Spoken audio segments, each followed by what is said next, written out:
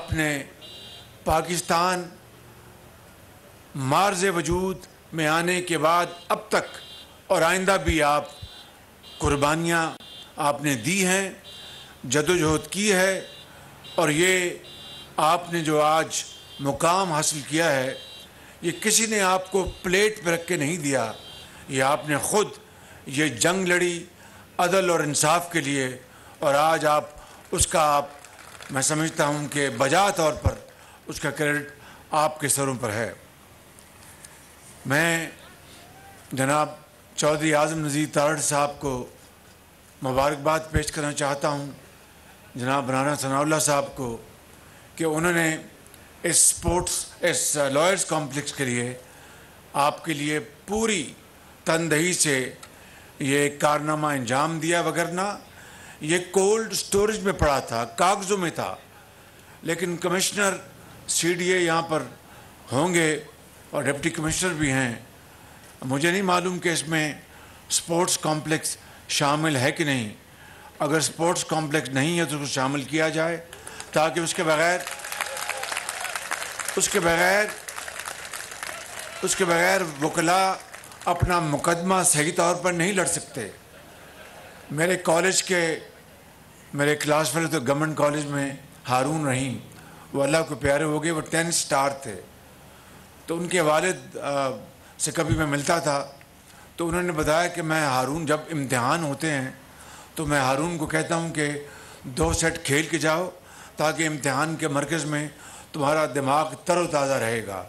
तो इसलिए यहाँ पर sports complex should be part and parcel of this lawyers complex, और इसमें स्विमिंग पूल भी होना चाहिए,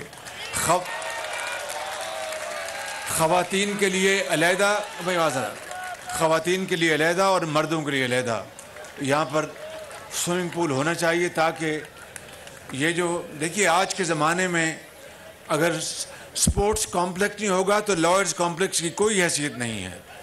तो इसलिए मैं आपको ये तोहफ़ा भी मैं आपको देना चाहता हूँ, लेकिन इसके लिए रकम कहाँ से आएगी वो मैं आपको कान में बता दूँगा इंशाअल्लाह।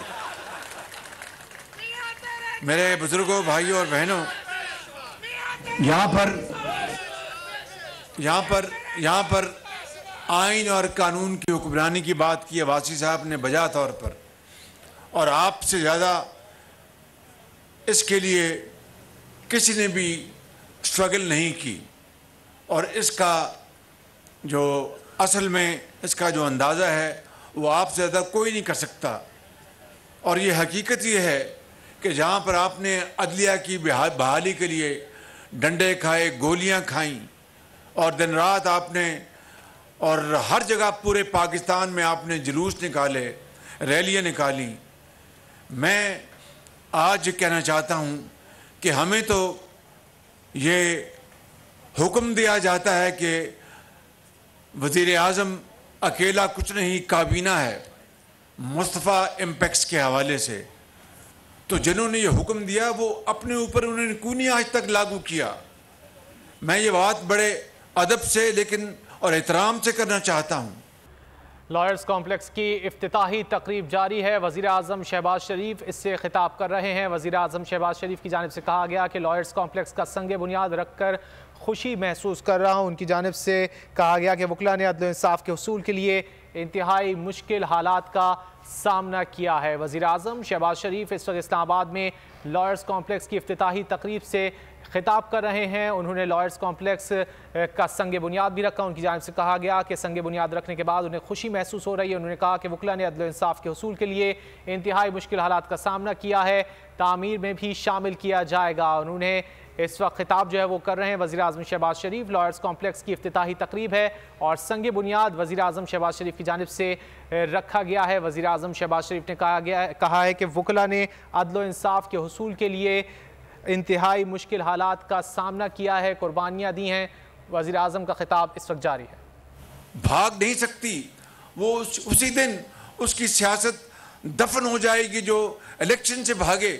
हम समझते हैं कि जो कानून की हुक्मरानी है 63A के कानून को किस तरह रीराइट किया गया और ढड़ाई के साथ रीराइट किया गया, और हमने अपील दायर की हुई है, उसका कोई आज तक उसका अता पता नहीं है।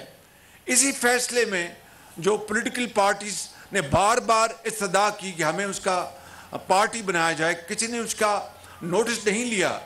मैं ये समझता हूँ कि आज वक्त आ गया है कि हम सब स्टेक होल्डर्स हमें अपने गरेबां में झांकना होगा और हमें ये फैसला करना होगा कि हमने पाकिस्तान के मुस्तकबिल और आइंदा आने वाली नस्लों को हमने उनका मुस्तकबिल हमने महफूज करना है। ये अपनी खुदा न खास्ता ज़ाती पसंद नापसंद की लड़ाइयाँ लड़के इस मुल्क पाकिस्तान, खुदादाद मुल्क पाकिस्तान को ऐसी जगह पहुँचाना है कि जिससे कि वापसी नामुमकिन हो जाए। इसलिए मैं अब रोज़े के इफ्तार का इफ्तिताही तकरीब जारी है। वज़ीर आज़म शहबाज शरीफ इस वक्त इस तकरीब से खिताब कर रहे हैं। वज़ीर आज़म शहबाज शरीफ की जानिब से लॉयर्स कॉम्प्लेक्स का संग बुनियाद रखा गया। उन्होंने कहा कि मैं खुशी महसूस कर रहा हूँ संग बुनियाद रख के। वज़ीर आज़म शहबाज शरीफ ने कहा कि वकला ने अदल इंसाफ के उसूल के लिए मुश्किल हालात का सामना किया है। तो नजर आ रहा है सामने लिखा हुआ है जुल्म मिटने के लिए 2 चीजों से मिटेगा भाई। एक, अदल की कुर्सी पे जो लोग बैठते हैं ना, वो अदल के हिसाब से फैसले करने लगे। दूसरा, कौम निकल खड़ी उस जुल्म के खिलाफ, तो जुल्म खत्म हो जाएगा। या इन दोनों में से कोई एक चीज हो जाए या दोनों हो जाए। अगर 420 का मुकदमा था, उस वक्त अदलिया में जो लोग बैठे हुए केस देख रहे थे, वो पूछते ना यार चीट हुआ कौन है। जब उनको दिखता कोई चीट नहीं हुआ, केस खत्म कर देते। तो जालिम जुल्म कर ही नहीं पाता। 9 जजेस ने नोट बिफोर किया मेरे केस को यार, 1.5 साल चला। शख्सी जमानत का केस, सेम केस इस्लामाबाद में कर दिया। एक ही इल्जाम पे 2 केस हो नहीं सकते भाई। मतलब 60 दिन का वक्त होता है। 102 दिन के बाद मैं जीत गया, केस बरी हो गया।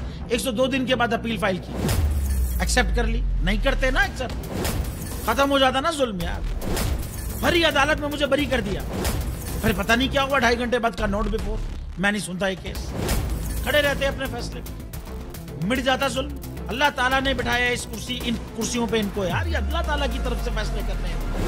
तो या तो ये फैसले आएंगे, जुल्म मिट जाएगा, या कौम खड़ी हो जाएगी जुल्म के खिलाफ।